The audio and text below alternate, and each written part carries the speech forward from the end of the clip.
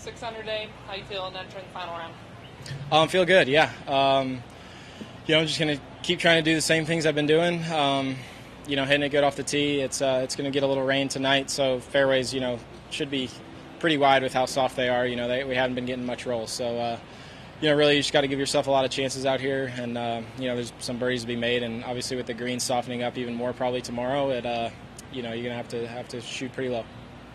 Being born in Dallas, I know you moved away when you were 10 years old, but is there any more special connection to this tournament than maybe some other ones you play in? Yeah, this one in Colonial for sure. Just being, kind of close to where I was born. It's always, I moved away when I was 10, but, still like I said, feel like a Texan at heart, and, it's definitely just great to come back here.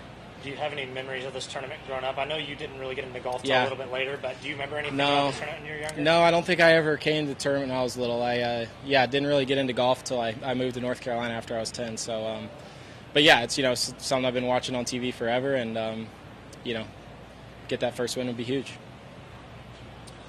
You had that eagle to turn in 31, and no real big runs on the back. It's a little surprising there hadn't been something lower than 63, it seems, with kind of a soft course and not a whole lot of wind. Yeah. What's your take on maybe why the scores haven't gone super low like they have the last couple of years here? Yeah, I think the greens are just really good. As soft as the fairways are, the greens are soft, but they have a little bit of bounce in them still. So they're not really plugging, I think, like years past. So that's, just makes it a little bit trickier. But obviously with the rain forecasted for tomorrow, they'll get even softer, so wouldn't be surprised to see a bunch of red tomorrow.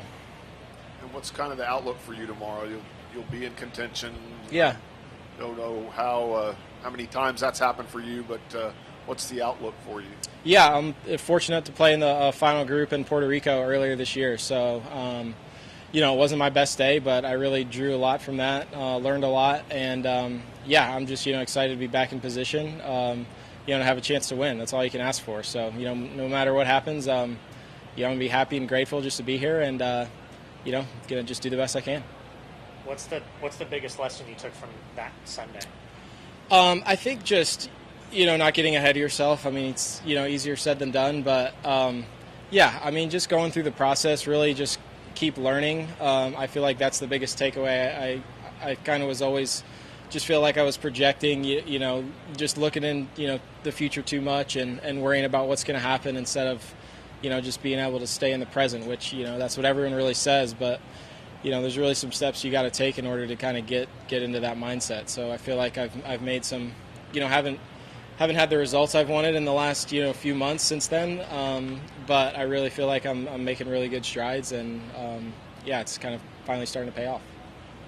Real quick, I want to ask you about the caddy bit. So you went with enjoying nature. What does it mean to you, and what does getting outside do for your mental? Yeah, I mean, it's fortunate to play a sport that I get to go outside, pretty much every day. So, I think that's definitely one thing, everyone can do a lot more of. Just get outside, go for a walk, go on a walk with friends, your wife, whoever it is. I feel like we live in a world with a lot of screens these days, and probably I'm guilty of it as well, spend a little too much time on the screen. So, you can just get outside and enjoy nature, I think is nothing but good for you. Thanks, man. Thanks.